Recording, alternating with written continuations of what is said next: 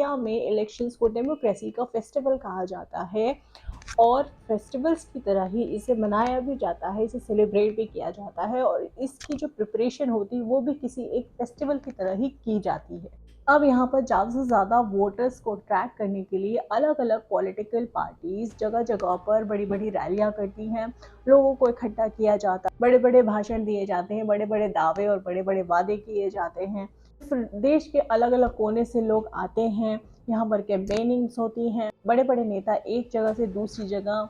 Frequently अलग अलग mode से ट्रैवल करते हैं, झंडे बनाए जाते हैं, स्लोगन्स बनाए जाते हैं, पोस्टर्स बनाए जाते हैं ताकि ज़्यादा से ज़्यादा वोटर्स को पॉलिटिकल पार्टी, कोई भी पॉलिटिकल पार्टी अट्रैक्ट कर सके। अब यहाँ पर इस पूरे सेलिब्रेशन में एक सबसे बड़ा मुद्दा आता है, वो होता है फंडिंग का। इलेक्शन की फंडिंग या इलेक्शन में दिया जाने वाला चंदा इलेक्शन को करने के लिए वो एक बहुत बड़ी बैकिंग है। उसी तरह से है जिस तरह से दिवाली सेलिब्रेशन के टाइम्स में एम्प्लॉयज़ को बोनस दिया जाता है ताकि वो अपने फेस्टिवल की प्रिपरेशन अच्छे से कर सकें और अच्छे से उसे सेलिब्रेट कर सकें। इसी फंडिंग के चलते साल 2018 में इलेक्टोरल बॉन्ड्स को इशू किया गया था गवर्नमेंट के थ्रू। ऐसा नहीं है कि इलेक्टोरल बॉन्ड इशू करने के पहले चंदा नहीं दिया जाता था, चंदा हमेशा से दिया जाता रहा है और दिया जाता रहेगा। तो क्या रीज़न है कि जिसकी वजह से इलेक्टोरल बॉन्ड को इंट्रोड्यूस करना ज़रूरी समझा गया। और गवर्नमेंट का ये कहना है कि इलेक्टोरल बॉन्ड्स को इशू करने के साथ साथ कुछ ऐसे प्रोसेस इलेक्टोरल बॉन्ड में फॉलो होते हैं जिसकी वजह से इस सिस्टम को बिल्कुल ही चैनलाइज कर दिया गया है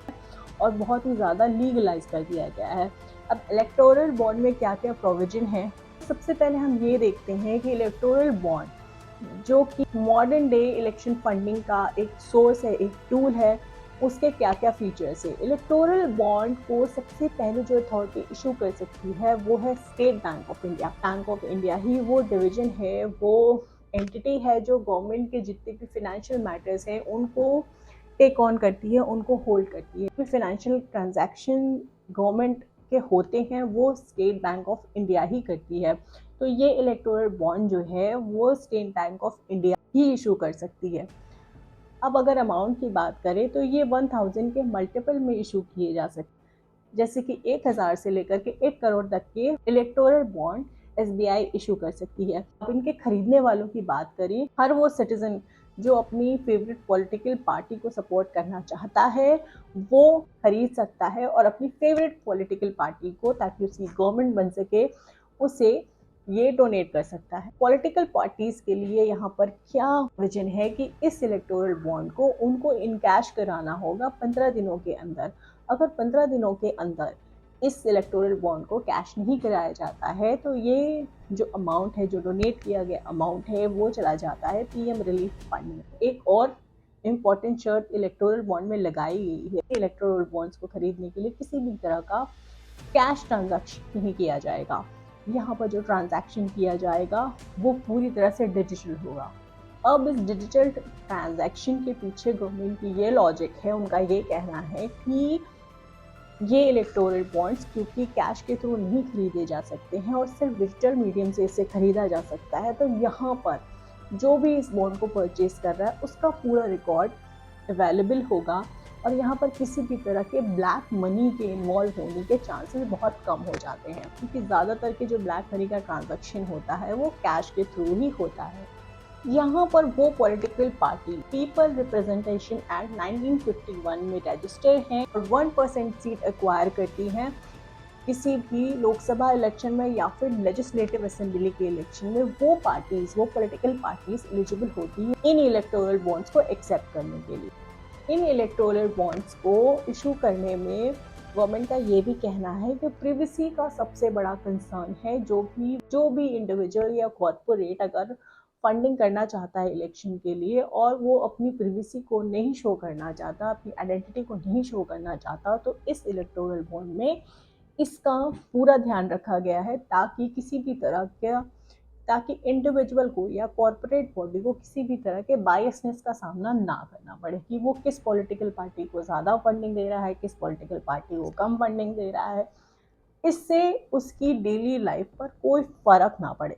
इस वजह से यहाँ पर इलेक्टोरल बॉन्ड में एक सीक्रेसी मेंटेन की गई है कि किसने इस बॉन्ड को खरीदा है, पॉलिटिकल पार्टी को डिनोट किया है, ये किसी को भी किसी भी हाल में पता नहीं लग सकता है। इसके पहले जब इलेक्टोरल बॉन्ड्स के रिलीज होने से पहले जब पार्टीज को फंडिंग दी जाती थी तब यहाँ पर एक प्रोविजन ये होता था कि 20,000 से ऊपर का अगर डोनेशन पार्टी को आ रहा है तो उस पॉलिटिकल पार्टी को ये डिस्क्लोज करना होता था कि ये डोनेशन कहाँ से आ रही है, ताकि जो वोटर है उसे ये पता चल सके कि इस इलेक्शन में जो फंडिंग है वो कहाँ से आई है। क्योंकि इंडिया में जो कंसेप्ट इलेक्शन का रहा है वो हमेशा फ्री एंड फेयर इलेक्शन का रहा है। इसी फ्री एंड फेयर इलेक्शन के चलते इलेक्शन प्रोसेस में टाइम टू टाइम बहुत ज़्यादा चेंजेस भी होते रहे हैं।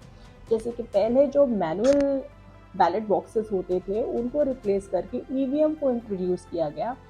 ताकि वहाँ पर किसी भी तरह की टेम्परिंग को बचाया जा सके, मैनुअल बूथ कैप्चरिंग को बचाया जा सके, वोटर की सीक्रेसी को मेंटेन किया जा सके, अपनी मर्जी से अपने पसंद के कैंडिडेट को चुन सके और उसका पता किसी को ना चल सके, ताकि उसको कोई इन्फ्लुएंस ना कर सके। और ईवीएम क्योंकि एक इलेक्ट्रॉनिक मशीन है, वोट कैप्चरिंग हो भी जाती है तो यहाँ पर डेटा प्रिजर्व रहता है। लेकिन जैसे ही 2018 गवर्नमेंट ने ये इलेक्टोरल बॉन्ड की स्कीम लॉन्च की, वैसे ही एसोसिएशन ऑफ डेमोक्रेटिक रिफॉर्म ने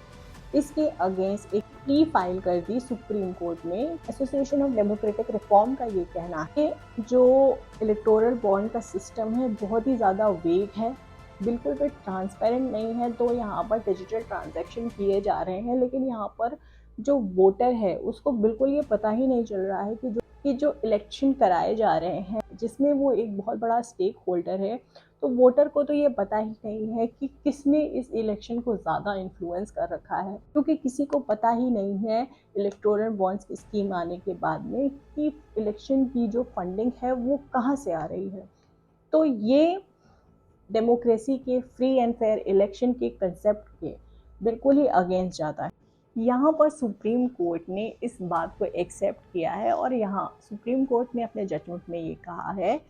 कि क्योंकि एक वोटर एक सबसे बड़ा स्टेक होल्डर होता है किसी भी इलेक्शन में, और जब ये लोकसभा के इलेक्शन की बात होती है, देश का पीएम चुनने की बात होती है, वोटर को ये जानना बहुत ज़रूरी है कि जो इलेक्शन हो रहे हैं उनमें सबसे ज़्यादा फंडिंग कहाँ से आई है, कहाँ से ये सारा फंडिंग हुआ है, कहाँ से ये सारा पैसा आया है। फंडिंग का बहुत बड़ा रोल होता है। अगर किसी कॉरपोरेट ने ज़्यादा फंडिंग किसी पॉलिटिकल पार्टी को दे दिया और वो पॉलिटिकल पार्टी जीत जाती है, तो वो हमेशा ही वो पॉलिटिकल पार्टी उस कॉरपोरेट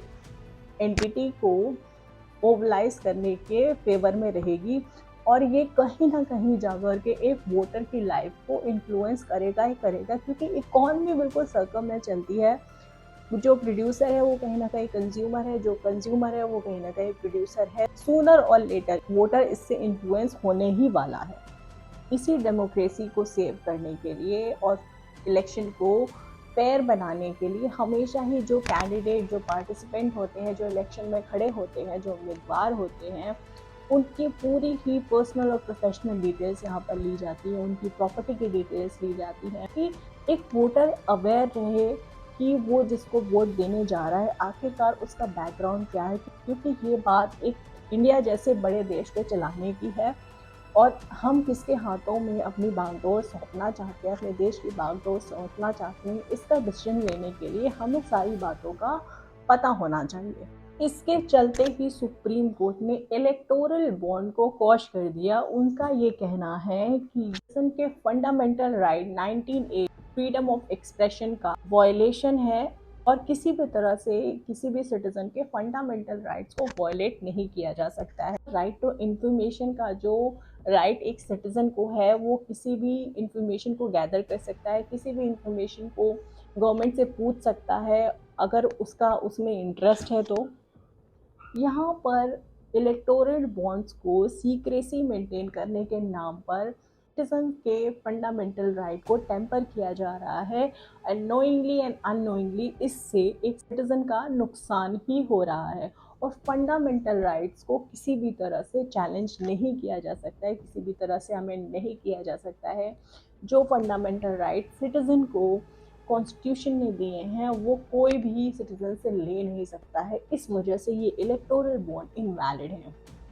ये इलेक्टोरल बॉन्ड अपने आप में बहुत ही ज़्यादा कॉन्ट्राडिक्टरी भी हैं, क्योंकि इलेक्टोरल बॉन्ड में एक तो ये कहा गया है कि ट्रांजैक्शन डिजिटल है, तो सारे ही जो अमाउंट जो फंडिंग के थ्रू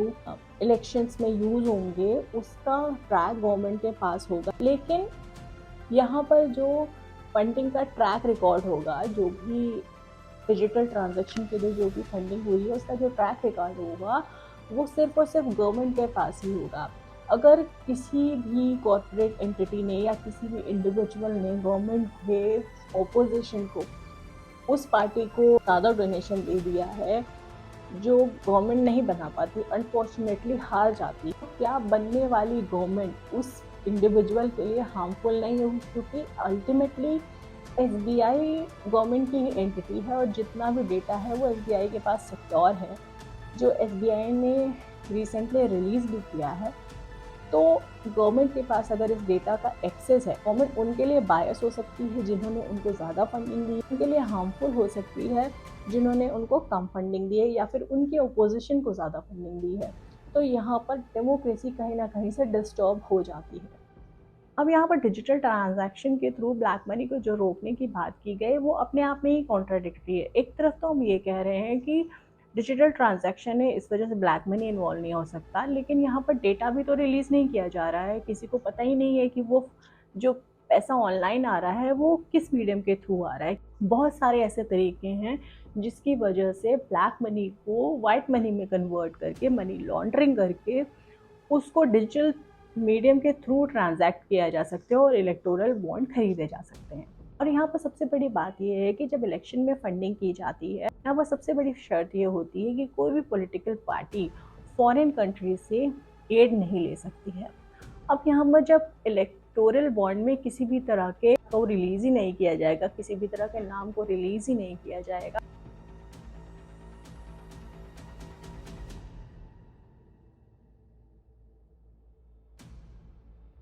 तो हो सकता है कि ऐसी शेल कंपनी जो गवर्न होती हो इंडिया की किसी एनिमी कंट्री से, जिसकी इंडिया से जियो पोलिटिकल फ्रंट पे राइवलरी चलती हो, जैसे कि पाकिस्तान, चाइना, वहाँ से फंडिंग लेकर के कोई शेल कंपनी इंडिया में बनती है जो एक डमी कंपनी होती है, जिसको बनाने का सिर्फ और सिर्फ एक रीज़न हो कि इंडिया के इलेक्शन को फंड किया जा सके, ताकि वो पॉलिटिकल पार्टी सामने आए जो कि उस कंट्री को फेवर करे। तो ये कितनी बड़ी, यहाँ पर ये कितना बड़ा सिक्योरिटी कंसर्न हो जाएगा। अब आप इस बात को ऐसे समझो कि अगर चाइना से कोई शेल कंपनी बन के इंडिया में आ जाती है और वो इंडिया के इलेक्शंस को फंड करती है, तो इंडिया की गवर्नमेंट को चाइना कंट्रोल करेगा, और जब चाइना इंडिया की डेमोक्रेसी को कंट्रोल करेगा तो यहाँ पर कंडीशन कितनी ज़्यादा वर्स हो जाएगी। तो इन सब बातों की वजह से ही सुप्रीम कोर्ट ने इलेक्टोरल बॉन्ड को बिल्कुल ही इनवैलिड करार दिया है और एसबीआई से ये भी कहा है कि आप अपने डेटा को रिलीज़ करिए, किसने कितनी कहाँ फंडिंग दी है। ये बात सबको पता होनी चाहिए, जो भी वोटर्स हैं उनको पता होनी चाहिए किसका इन्फ्लुएंस इलेक्शन में ज़्यादा है, किस पार्टी पर, किस कॉर्पोरेट एंटिटी का इन्फ्लुएंस ज़्यादा है। क्योंकि जब फंडिंग को लेकर किसी कॉर्पोरेट एंटिटी की इन्फ्लुएंस होती है और उस पार्टी की गवर्नमेंट बन जाती है, तो जाहिर सी बात है उसके फेवर में गवर्नमेंट पॉलिसी बनाने की पूरी कोशिश करेगी। कि किसी भी कॉर्पोरेट एंटिटी का जो मेन मकसद होता है वो ज़्यादा से ज़्यादा प्रॉफिट अर्न करना होता है। उस प्रॉफिट अर्न करने के चक्कर में देश की जनता का नुकसान भी हो सकता है। सब वजहों से इलेक्टोरल बॉन्ड को सुप्रीम कोर्ट ने कॉश कर दिया और साथ ही साथ एसबीआई को वो सारा डेटा रिलीज़ करने के लिए कहा है, जो कि एसबीआई ने रिलीज़ भी कर दिया है, जो कि ये बताता है कि किस कॉर्पोरेट एंटिटी ने या किस इंडिविजुअल ने कितना फंडिंग किस पॉलिटिकल पार्टी को दिया है।